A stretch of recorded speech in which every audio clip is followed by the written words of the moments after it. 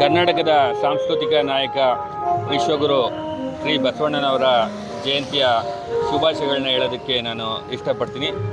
ಬಸವಣ್ಣನವರ ಆದರ್ಶಗಳಾದಂಥ ಏನೇನು ಅವರು ನಮಗೆ ವಚನಗಳ ಮುಖಾಂತರ ಇರ್ಬೋದು, ಸಾಮಾಜಿಕ ಕ್ರಾಂತಿಯ ಮುಖಾಂತರ ಇರ್ಬೋದು, ಏನೇನು ಸಂದೇಶಗಳನ್ನು ಕೊಟ್ಟಿದ್ದಾರೆ, ಮುಖ್ಯವಾಗಿ ಮಾನವತಾವಾದ, ಜಾತ್ಯತೀತತೆ, ಈ ಎಲ್ಲ ಆದರ್ಶಗಳನ್ನ ನಾವು ಮೈಗೂಡಿಸ್ಕೊಂಡು ಎಲ್ಲ ಸಮಾಜದವರು ಒಂದಿಗೆ ಸಂತೋಷದಿಂದ ಬಾಳುವಂಥ ಸಮಾಜ ನಿರ್ಮಾಣ ಆಗಲಿ ಅಂತೇಳಿ ಈ ಬಸವೇಶ್ವರ ಜಯಂತಿ ದಿನ ನಾನು ಆಶಿಸ್ತೀನಿ.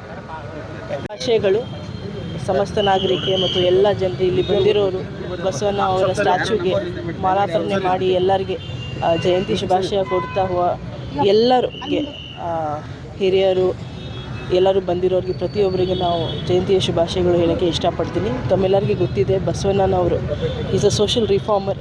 ಯಾವ ರೀತಿ ಅವರು ಸಮಾನತೆ ಬಗ್ಗೆ ಮತ್ತು ಹೆಣ್ಮಕ್ಳಿದ್ದು ನ್ಯಾಯ ಬಗ್ಗೆ ಮತ್ತು ಬೇರೆ ಬೇರೆ ವಿಷಯ ಬಗ್ಗೆ ಜನರದಲ್ಲಿ ಸಮಾನತೆ ಮತ್ತು ನಾವು ಏಕೆ ಸಮಾನ ಇದ್ದೀವಿ, ನಾವೆಲ್ಲರೂ ಒಟ್ಟಿಗೆ ಇದ್ದೀವಿ ಅಂತ ಒಂದು ಸಮಾಜದಲ್ಲಿ 12ನೇ ಶತಮಾನದಲ್ಲಿ ಅವ್ರು ಹೇಳ್ಕೊಟ್ಟಿರೋದು ತತ್ವಗಳು, ಸಿದ್ಧಾಂತಗಳು ಈಗಲೂ ಈ ಸಮಾಜಕ್ಕೆ ಅನ್ವಯಿಸುತ್ತೆ. ನಾವೆಲ್ಲರೂ ಬಸವಣ್ಣನವ್ರದ್ದು ವಚನ ಆಗಲಿ, ಅವ್ರದ್ದು ತತ್ವಗಳು ಆಗಲಿ, ಸಿದ್ಧಾಂತಗಳು ಆಗಲಿ ನಮ್ಮ ಜೀವನದಲ್ಲಿ ನಾವು ಅಳವಡಿಸಿ ಮುಂದುವರಿಸ್ತೀವಿ ಅಂದರೆ ನಮ್ಮ ಜೀವನ ಒಳ್ಳೆಯದಾಗತ್ತೆ ಅಂತ ಮತ್ತು ಸಮಾಜದ ಸುಧಾರಣೆ ಆಗುತ್ತೆ ಅಂತ ಒಂದು ನಿಟ್ಟಿನಲ್ಲಿ ಪ್ರತಿ ವರ್ಷ ಬಸವಣ್ಣ ಜಯಂತಿ ನಾವು ಆಚರಣೆ ಮಾಡ್ತೀವಿ.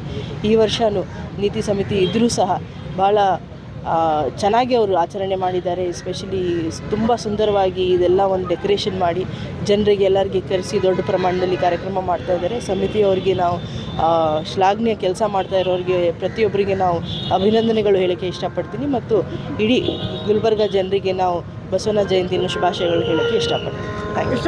12ನೇ ಶತಮಾನ ಒಂದು ಸುವರ್ಣ ಯುಗ.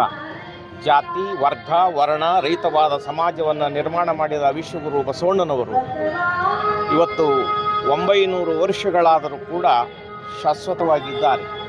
ಮಹಾಪುರುಷರು ಇಡೀ ಜಗತ್ತಕ್ಕೆ ಕೊಟ್ಟಿರ್ತಕ್ಕಂಥ ಒಂದು ಕಾಯಕ ಮತ್ತೊಂದು ದಾಸೋಹ. ದುಡಿಬೇಕು, ಉಂಡು ಉಟ್ಟು ಉಳಿದಿದ್ದನ್ನೇ ಸಮಾಜಕ್ಕೆ ಅರ್ಪಣೆ ಮಾಡಬೇಕು. ಈ ತತ್ವ ಸಿದ್ಧಾಂತ ಕೊಟ್ಟವರು ಏಕೈಕ ಬಸವಾದಿ ಶಿವಶರಣರು. ಇಡೀ ಜಗತ್ತಕ್ಕೆ ಈ ಕಾಯಕ ಮುಖಾಂತರವಾಗಿ ಪ್ರಪಂಚದಲ್ಲಿ ಎಲ್ಲವನ್ನು ನಡೀತಾ ಇದೆ ಅಂಥ ಸಂದೇಶ ಸಾರಿದ ಬಸವಣ್ಣನವರು ದಯವಿಲ್ಲದ ಧರ್ಮ ಅವದಯ್ಯ, ದಯವಿರಬೇಕು ಸಕಲ ಪ್ರಾಣಿಗಳಲ್ಲಿ, ದಯವೇ ಧರ್ಮದ ಮೂಲವಯ್ಯ.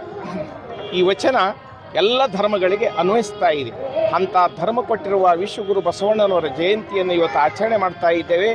ಇವತ್ತು ಕರ್ನಾಟಕದ ಅಷ್ಟೇ ಅಲ್ಲ, ಮಹಾರಾಷ್ಟ್ರದ ಅಷ್ಟೇ ಅಲ್ಲ, ಇಡೀ ಪ್ರಪಂಚದಲ್ಲೇ ದೇಶದ ಪ್ರಧಾನಿಗಳು ಮೊದಲು ಮಾಡಿ ಇವತ್ತು ಶುಭಾಶಯ ಕೋರ್ತಾ ಇದ್ದಾರೆ.